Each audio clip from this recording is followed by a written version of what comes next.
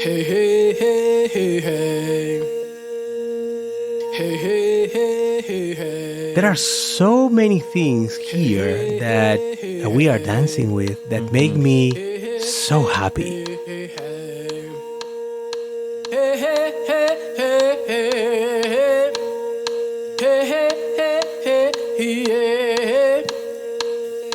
In the morning.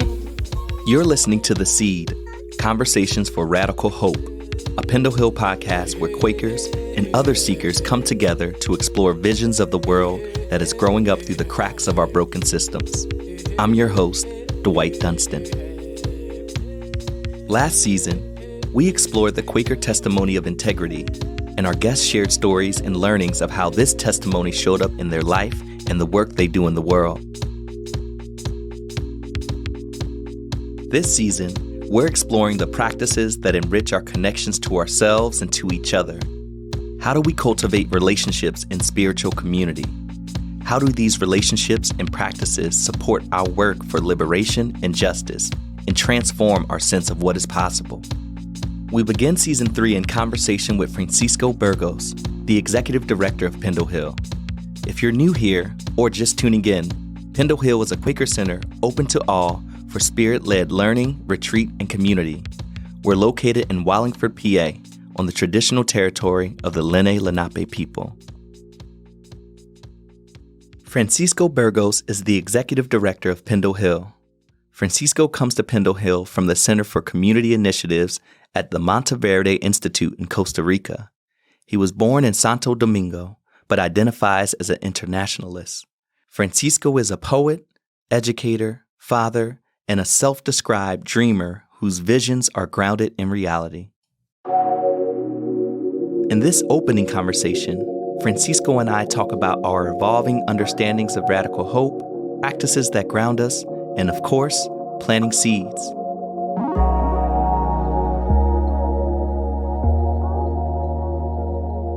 Francisco, we are back. Season 3. I almost brought you a cake, with a 3 on top. It's not quite 3 years old, but the third season.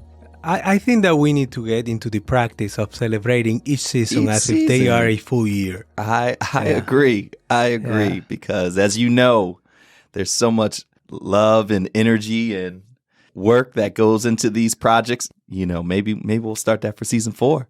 Yeah. It's funny that you say that about the work behind this project. So many people has passed by. So many people, I should reframe the concept, not pass by. So many people has engaged on this gardening practice that we have created here at Pendle Hill. And now we have Anna Hill accompanying us in the team, leading us in this process. But every single interview, every single episode, and it sparks so many great ideas. So many. It's been a blessing to collaborate with you, and Anna is our new producer this year. It's been incredible. Anna Hill, to collaborate with her, and Francis Kramer, and we have Peterson Toscano helping out this year as well. Excellent. Our team is strong. Yeah. And for our listeners out there, we are welcoming you back to The Seed, Conversations for Radical Hope, in a season where our guests are talking so much about the things that they're up to, right? Both out in the world in terms of their vocation, but also internally, the work and the growth and the transformation happening within them, and how they are nurtured and nourished into that work that they do, the transformation, the commitment to bringing that more just world into fruition. I'm curious, what has been supporting you to feel nurtured? This is a great question. I can confess to you that when we named the podcast The Seed, Conversation for Radical Hope, and if you have been listening to the podcast, you will notice that hope is everywhere.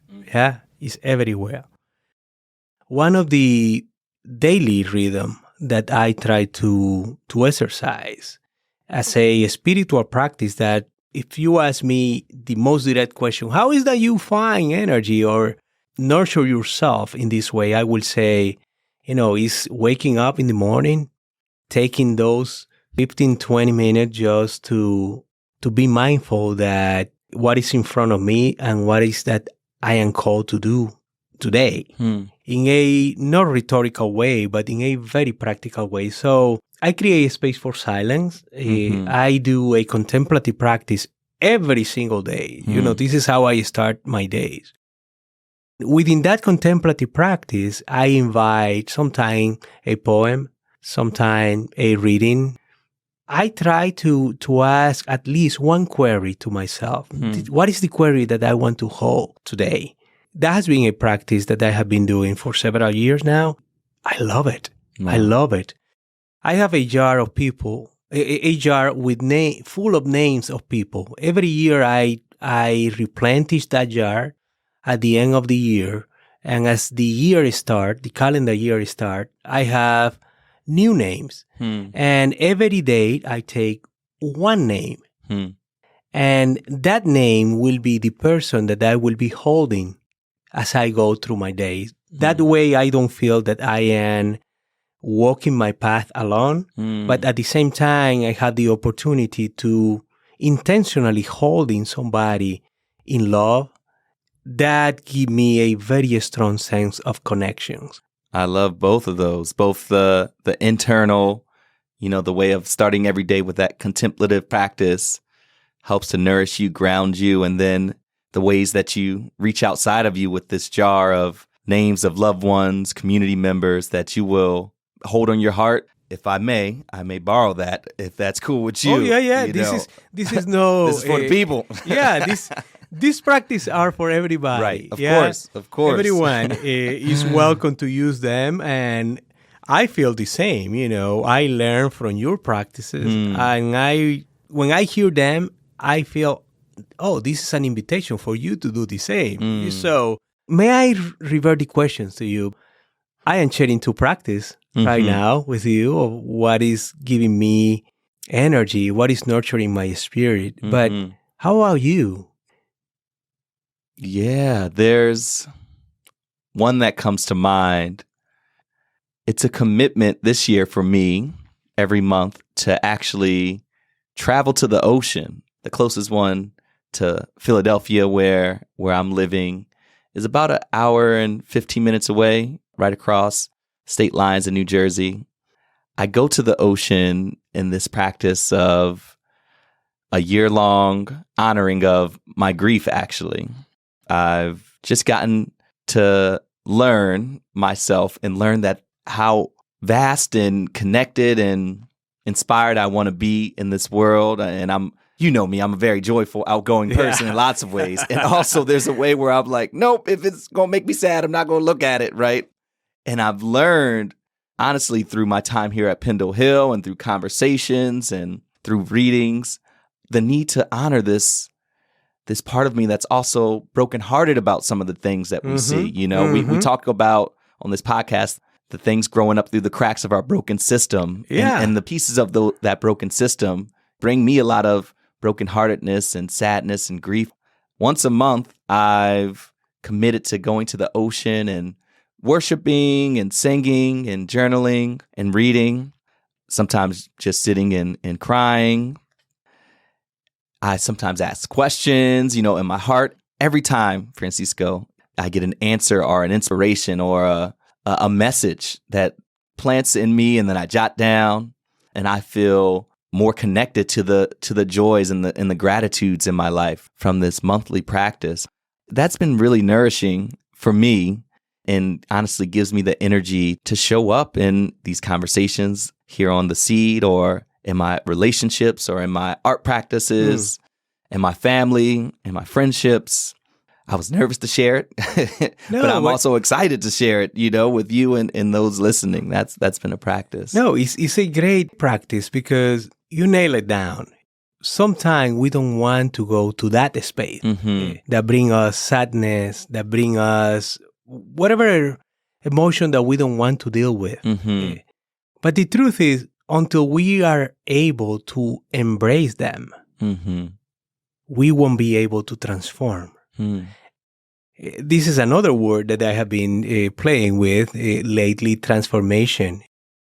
What really we think when we are talking about transformation. And I do believe, like, for example, that this space that we have created here is an invitation to, let's explore our transformation together. At different level, wherever you are, let's invite tiny, small practices that can create a huge, big transformation in your life over time. I thank you for sharing that with me today.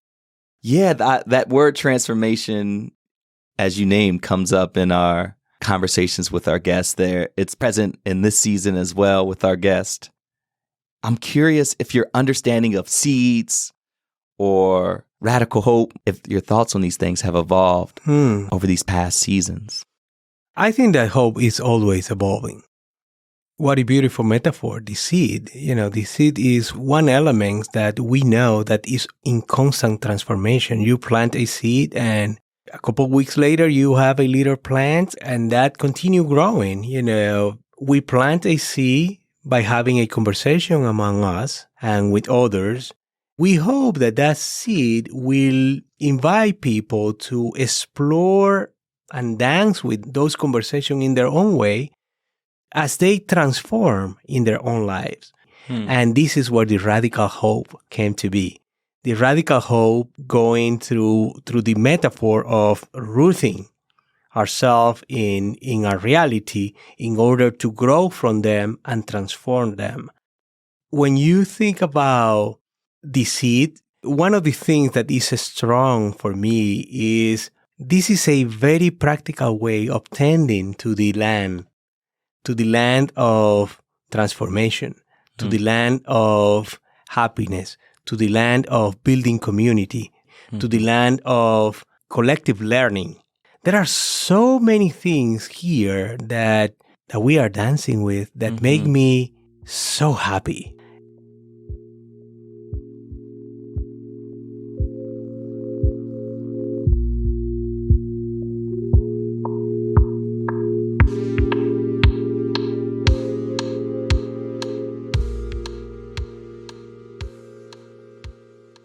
Dwight, I am also curious what this project is sparking on you. Yeah, this season specifically, we are thinking a lot about the ways that folks are being nurtured by community in order to do their work in the world or be the change they want to see in the world, to learn how to rest well and come home to themselves, their bodies, their minds, their spirits.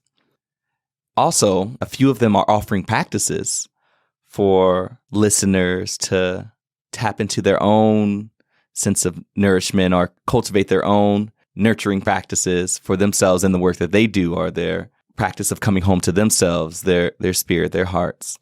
And folks will also hear this real intention around the things that keep people engaged, involved, intentional in the work that they do and how they move in the world, what supports them. And I love that we both got to share practice today, each of us.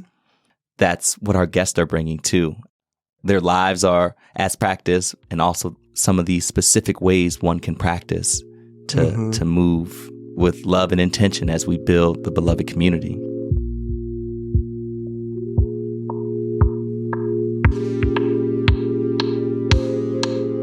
I really want to invite our listener community to reach out, and let us know, the same question that I just asked Dwight and that Dwight asked me, what the seed is sparking on you.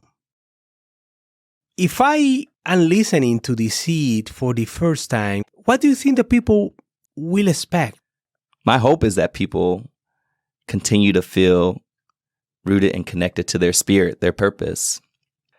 As we try and live out our purpose in this time that we're given here, it can often feel, for me, really isolating when I don't know who else is out there, or who else is on my team, or who else is feeling brokenhearted about some of the things we see, or who else is out there dreaming and building and creating worlds in their minds and then taking it from the head to the heart and the heart to the hands. In season 2, we talked a lot about that. Who else is putting their hands in the dirt and cultivating and bringing into fruition their visions?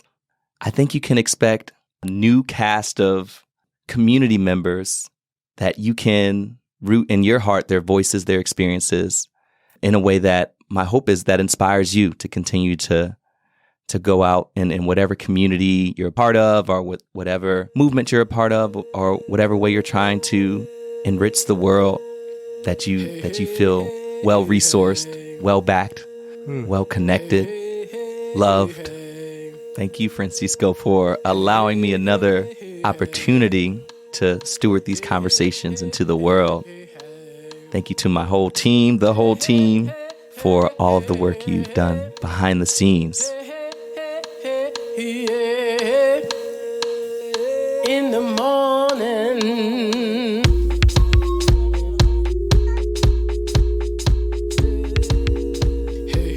Thank you for joining us for this episode of The Seed, Conversations for Radical Hope, with Pendle Hill's Executive Director, Francisco Burgos. The Seed is a project of Pendle Hill, a Quaker center open to all for spirit-led learning, retreat, and community. We're located in Wallingford, Pennsylvania, on the traditional territory of the Lenni Lenape people. Visit us at pendlehill.org. Many of our guests are teachers, leaders, and speakers at Pendle Hill, and we host workshops, retreats, and lectures all year round. For a full list of these upcoming education opportunities, visit pendlehill.org/learn. This episode was produced and edited by Anna Hill, with production support and advising from Peterson Toscano. Our theme music is the I Rise Project by Reverend Retta Morgan and Bennett Kuhn, produced by Astronautical Records. This project was made possible by the generous support of the Thomas H. and Mary Williams Shoemaker Fund. If you're finding these conversations meaningful, you can support our work financially by heading over to pendlehill.org/donate. And we would love it if you can subscribe, rate, and review us wherever you get your podcasts. It helps us to continue planting these seeds. Feel free to get in touch with us by emailing podcasts@pendlehill.org. You can follow us at Pendle Hill Seed on all social media platforms. We're on a journey, and I'm glad to be on it together.